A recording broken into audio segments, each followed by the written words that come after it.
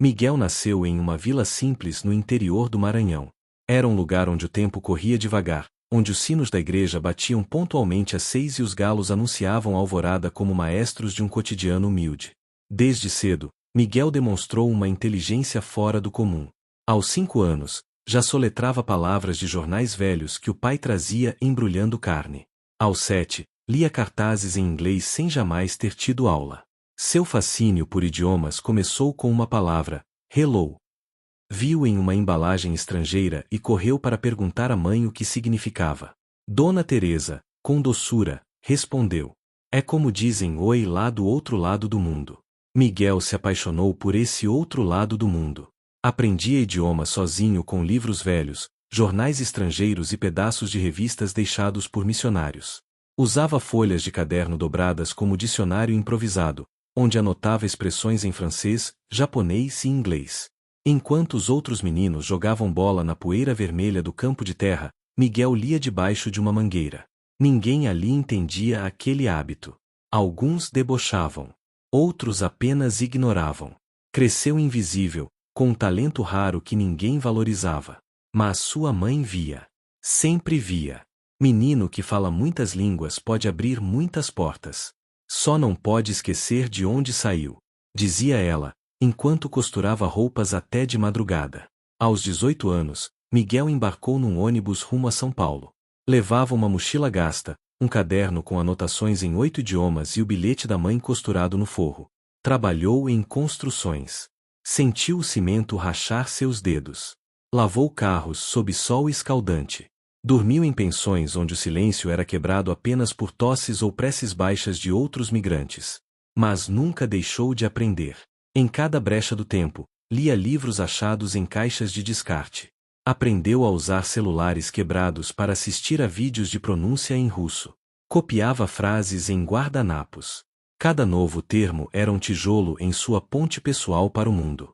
Conseguiu um emprego como zelador em um prédio comercial de luxo. Durante as madrugadas, limpava salas e corredores ouvindo conversas em diversos idiomas, e entendia todas.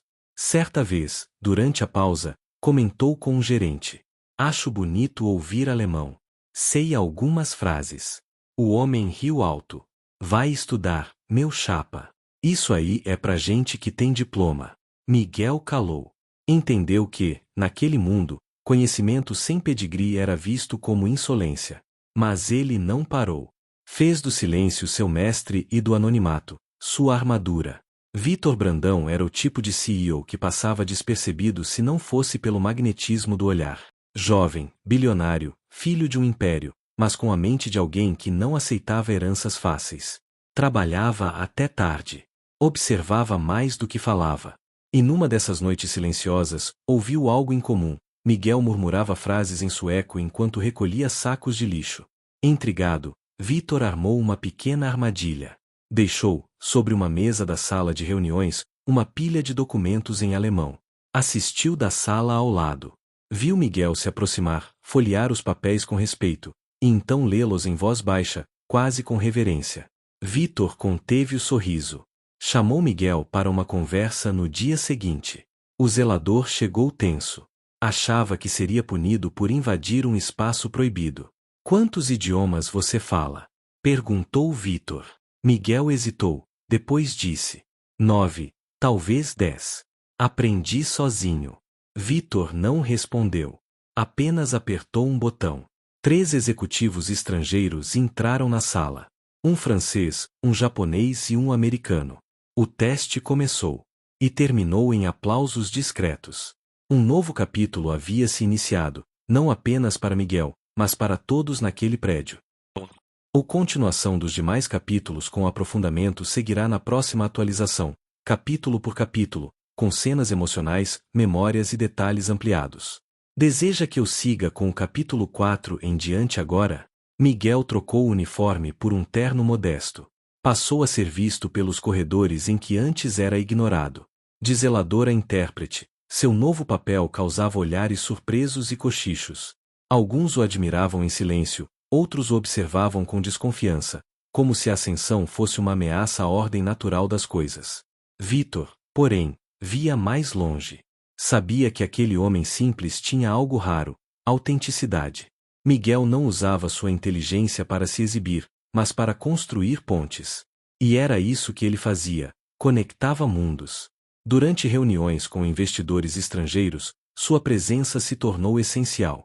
Ele não apenas traduzia palavras, mas também emoções, contextos, gestos sutis. Era como se tivesse nascido para aquilo. Sua empatia era um idioma universal. Certa tarde, Miguel ajudou uma estagiária japonesa a se comunicar com a equipe. No final, ela disse em lágrimas: "Você me salvou de desistir." Miguel sorriu, com humildade. Às vezes, só precisamos ser ouvidos no idioma certo. Vitor percebeu que a verdadeira riqueza da empresa não estava nas cifras, mas nas pessoas que ninguém via. E isso o transformou também. Enquanto Miguel crescia em silêncio, havia uma mulher que jamais deixou de enxergá-lo: sua mãe, Dona Teresa. Costureira desde os 12 anos, conhecia as dores do mundo pela ponta da agulha. Costurava para famílias abastadas, mas vivia contando moedas para comprar arroz. Mesmo assim, fez da educação de Miguel sua missão pessoal. Toda vez que recebia uma nova encomenda, comprava um jornal velho ou uma revista estrangeira com o troco. E, à noite, recortava palavras e imagens que Miguel colava num caderno de papel reciclado. Eles não sabiam o significado de muitas palavras, mas imaginavam juntos. Inventavam histórias a partir de uma manchete em alemão ou uma foto em árabe. Quando Miguel decidiu ir para São Paulo, ela não chorou. Apenas costurou no fundo da mochila dele um pedaço de tecido com uma frase bordada à mão: "Seja grande, mas nunca maior que seu coração." Vitor Brandão não era apenas um jovem rico. Era, sobretudo, um homem em conflito com suas próprias raízes. Filho único de um magnata frio e de uma mãe ausente, cresceu em mansões onde se ouvia mais eco do que riso. Aprendeu a linguagem dos lucros antes mesmo de aprender sobre amizade. Seu irmão mais novo, Pedro, era seu oposto. Sonhador, sensível, amante das letras. Queria ser escritor. Mas em uma família de executivos, isso era visto como fraqueza. Aos 17 anos, Pedro foi expulso de casa após se recusar a estudar administração. Vitor nunca o perdoou por ter desaparecido, nem ao pai, por tê-lo expulsado. Desde então, passou a observar o mundo com olhos de culpa. Miguel, com sua gentileza e talento discreto, acendeu uma memória adormecida. Parecia um eco do irmão perdido. E Vitor, mesmo sem dizer, prometeu a si mesmo não repetir a mesma ausência. Com a inspiração de Miguel, Vitor criou o programa Portas Abertas, uma iniciativa para descobrir talentos entre os funcionários invisibilizados. A primeira a se revelar foi Márcia, a faxineira que escrevia poesia em pedaços de papel toalha enquanto limpava os banheiros. Seus versos falavam sobre chuva, silêncio e resistência. Depois veio Júnior, o segurança que aprendia programação por vídeos do YouTube durante o turno da madrugada. Ambos foram convidados a participar de workshops internos.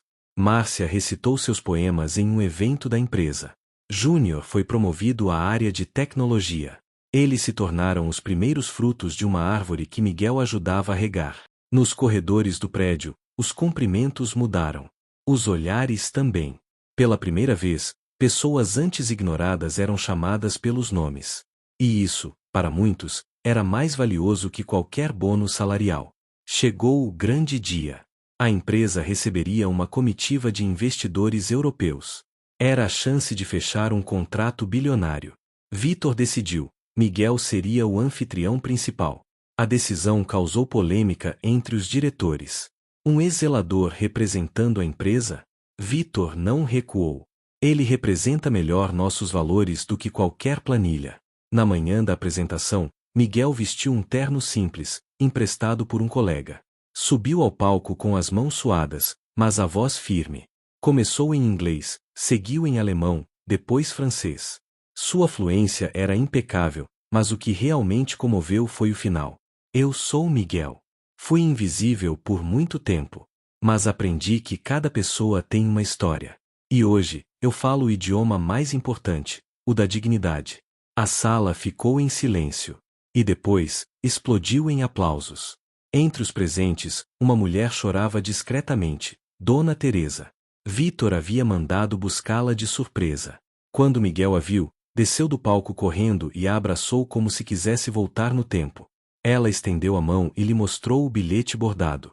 Seja grande, mas nunca maior que seu coração. O público assistia com lágrimas nos olhos. Aquele momento não era apenas uma homenagem. Era a concretização de uma promessa silenciosa. Era o reencontro de tudo que havia sido deixado para trás. Miguel hoje lidera o setor de inclusão e talentos emergentes. A empresa mudou. Márcia publicou um livro de poesias que se tornou best-seller. Júnior criou uma startup voltada à formação de jovens periféricos.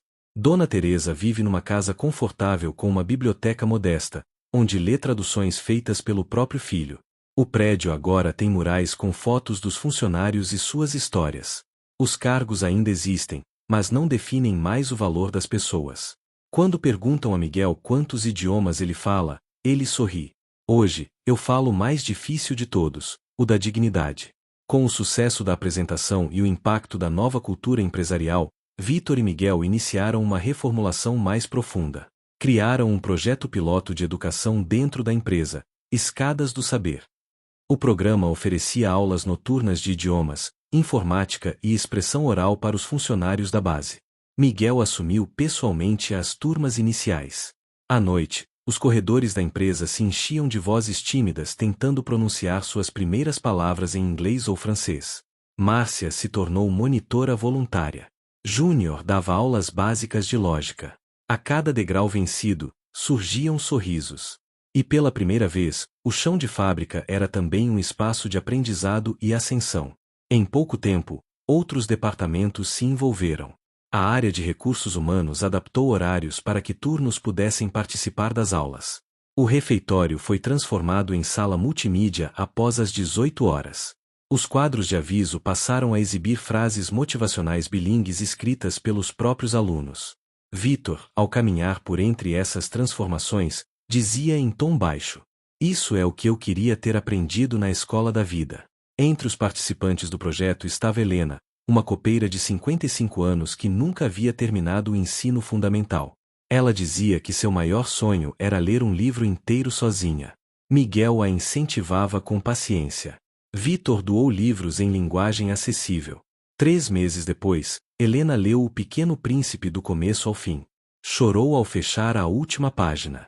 "Nunca pensei que um livro ia me chamar pelo nome", disse ela. Seu depoimento foi compartilhado internamente e se espalhou. Helena se tornou símbolo de perseverança e recebeu uma homenagem oficial. Mais que isso, inspirou outros. Um grupo de colaboradores criou o Clube da Primeira Página, onde cada membro lia e compartilhava trechos de livros que marcaram suas vidas. Helena, orgulhosa, foi a primeira presidente do clube. Numa cerimônia especial, leu um trecho próprio, escrito à mão. "Hoje, sei ler. Mas acima de tudo, aprendi a escrever a minha história." Um e-mail inesperado chegou a Vitor. Era de Pedro, seu irmão. Depois de anos sumido, soube do projeto Portas Abertas pela internet e escreveu: "Você conseguiu, mano.